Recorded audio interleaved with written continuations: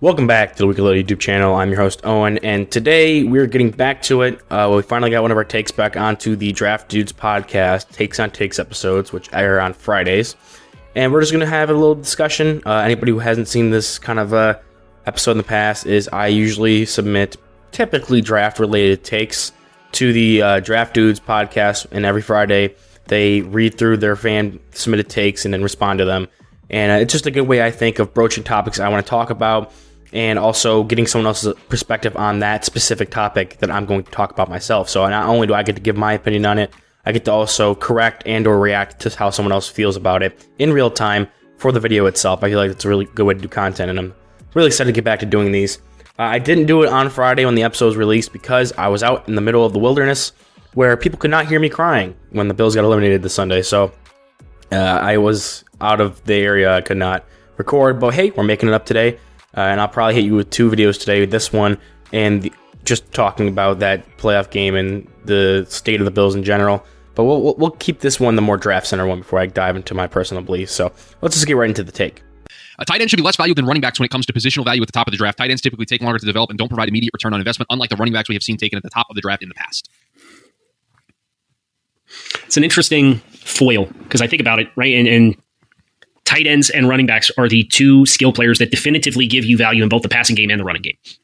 It's what's more easily replaceable, I think. Now, depending on where you are at as a team, I think about the Dolphins just as a individual example. I don't want them to draft a tight end because the team cannot afford to have I wouldn't want their answer at the position, I should say, to be drafting a tight end and saying, oh, we're going to draft somebody in the second round and he's going to fix the tight end. Well, no, the tight end position usually doesn't work that way. Right? Chris, how much did we love Jeremy Ruckert in the pre-draft process? Oh, I loved him. Still love him. And what was his snap share this year? Like not a lot, 20%? Very few. Yeah, that's probably high, right. Yeah. And he's going to be a good player for the Jets for a really long time. Yes, but the year one impact was not there. So I think that's a really interesting kind of inflection because on this talking point, because I have always thought about it of tight ends I think are more valuable because they give you the blocking element of the running game and the pass catching ability as compared to the rushing element of the running game, which is more easily replaceable because it's so dependent upon other players. This is weird, right? I think I kind of disagree with the first part of the take. The tight end should be less valued because I think when you have a good tight end, it creates an impact. But the reasoning behind this, I agree with because it does take longer for them to develop. It's a weird juxtaposition. Well, what really kind of pushed me in one direction here was considering what I think, Kyle, you maybe said in your response was how easy it is to find the production, right? I think we can all agree that running back production can be found. Tight ends, have you guys looked at like the receiving leaders amongst tight ends? Like it's Kelsey with 1,300 yards, Hawkinson with 914, Andrews 847, Evan Ingram 766. That's your top four. They're not even in the same 100s. Fourth place has the receiving yards to the first guy. Yeah. Right, and the second place guy is only 75% of the way there. Now, I sped it up a little bit so it didn't take up a big chunk of the video because they do talk about this one a little bit, and they don't end up getting to my second take, so we'll just resubmit that one for next week. But the take they did read, I actually kind of addressed in my last video. If you haven't seen it yet, it is the video of where I go through and tier rank, like positional value when it comes to drafting. And when I was getting ready to set up and make that video, I came to this realization that tight end is actually at the bottom with, if not worse than running back. If you look at it from a specific point of view when it comes to investments and where you're going to take guys and that such. And I kind of got into it in that video, but I'll break down what I meant. And I think I articulated it well with my take, which is when you're drafting, you want return on your investment when it comes to where you're picking in the draft. Upside of roster, like the best draft picks are guys who A, play for your roster, B, are starters, and that's like the next better thing is if they're a starter, C, if they're like a Pro Bowl, like that's like another bonus. But like the main thing is that they make your roster and they can get playing time, and then depending on where you get them in what round, it's like you get bonuses for that basically. Like kind of like I can think I can make a video breaking that down eventually, but. Like, if you can get a guy if you can get a starter in the 5th round, and then, like, that's pretty high value. If you draft somebody in the 1st round, and they're not a starter for you, even in, like, year 1, people start getting, like, concerned. And in the past, we as in the draft community, have really not taken running backs in the 1st round. And that was kind of like one of the draft dudes on the show that I submitted this to, Joe. He's not the biggest fan of taking running backs in the 1st round outside of like maybe this year with Bijan Robinson, who's like legitimately a generational running back talent.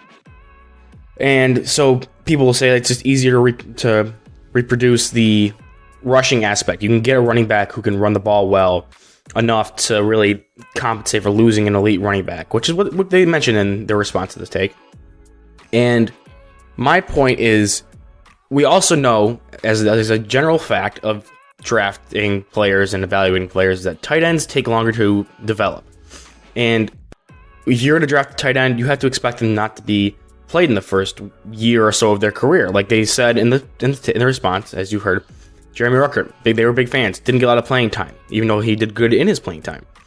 And I also agree with their statement that tight end, I actually personally believe tight end is probably, if you have an elite tight end, I'd rather have an elite tight end over an elite wide receiver or elite running back when it comes to skill positions, at least. Because he not only provides you a bonus in the passing game with mismatches on linebackers or DBs with size, speed, athleticism, but also helps your run game out. Like a George Kittle and Travis Kelce, I'd rather have one of those two than, say, like whoever you want to consider the top receiver in the league right now. I'm not going to get to that argument. But both those guys were later round picks. Both, I think, 5th round picks, if I remember correctly. And it's because they weren't seen as guys who can be these top level contributors, and also not able to contribute right away. If you take a 1st round pick and invest it in a running back, as we've seen in the past, like the past most notable 1st round running backs, Travis Etienne, Saquon Barkley. Well, Etienne's kind of out of this argument because he got injured. But Saquon Barkley, Najee Harris, 2019, was there any? I'm trying to just remember that.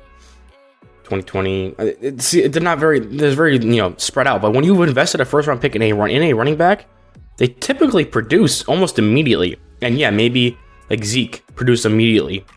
And maybe he's, falling off and he's not worth the contract he's given.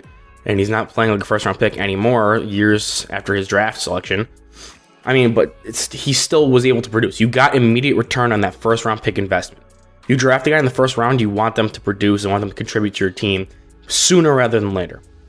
Now, when we look at tight ends, outside of Kyle Pitts, who was more of that receiving kind of guy, and even then, he had good receiving numbers his rookie year, but wasn't the best blocker, wasn't a Pro Bowler. This year, he kind of fell off a little bit, whether that was injuries or not can be debated, but again, he wasn't like this all-pro immediately, even though he was a top 5 pick.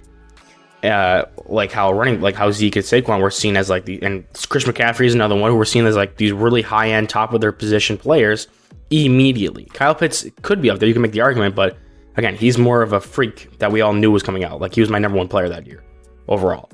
But like a guy like TJ Hawkinson, he was good his rookie year, but it wasn't like phenomenal, and he was also seen as one of those generational kind of guys. Look at another guy who went in the 1st round that year, Noah Fant. He was drafted and had to slowly make his way into playing time. Now he's playing for Seattle. O.J. Howard, Evan Ingram, who's now on his 2nd team. He's producing, but he's on his 2nd team. All these guys taken in the 1st round, they weren't immediate impact contributors that you want to get from your 1st round picks. Now, I know not everybody is, but that's where you want to get your immediate impact contributors is in the 1st round. And typically, running backs have been. Typically, tight ends, because it takes longer for them to develop to the physicality, the blocking, and the receiving game in the NFL, which is so different than college, it takes longer for them to make that jump and make that development. So if you're looking at it purely as to throw out, like, yes, I, again, agree, top-end tight ends are probably the best skill position you can have.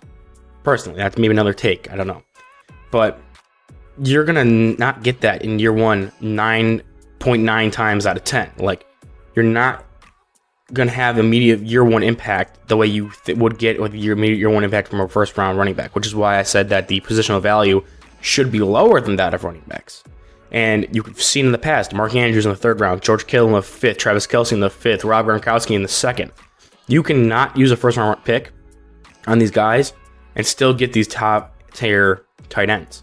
Like, if you want to draft a tight end because he has super developmental skills and he's really great and he's going to be a good athlete and stuff like that, like how Kyle Pitts was, TJ Hawkinson is seen as that, you can take that, but I wouldn't do it in the 1st round. You would take a 1st round pick and invest it in a super high upside offensive tackle or linebacker or quarterback because they have higher positional value. If you had a super high upside running back, you take him, but he's not like a concrete, solid, contributing running back right now. That guy's going in like the 3rd or 4th round. And you're going to hopefully develop him behind another starter. That's the way tight end should be viewed, but it's not for some reason. And that was just the spirit of that take. I believe that your return on investment immediately is less than the return on investment you get from a running back, even in the long run, the running back will fall off more than the tight end will, and the tight end may be a bigger contributor. You can always find them later in later rounds, as history has shown, and you're not getting the immediate return on investment that you would with a running back, at least. So when people draft tight ends in the first round, I'm always skeptical that if they're not a Kyle Pitts or TJ Hawkinson, which is the only one, like real first round pick ones I can think of that have done that, made that leap. Like Hayden Hurst was a first round pick, Noah Fant was a first round pick, OJ Howard, Evan Ingram. I can't even think of other ones because it's so hard to hit on those first round tight ends and have them be immediate day one contributors.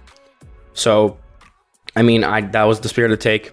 Running backs provide immediate return on investment as opposed to tight ends, which traditionally take a longer time to develop, which is why you should not spend a premium pick on a tight end to develop them to fit your roster hole. So that's our take for this week.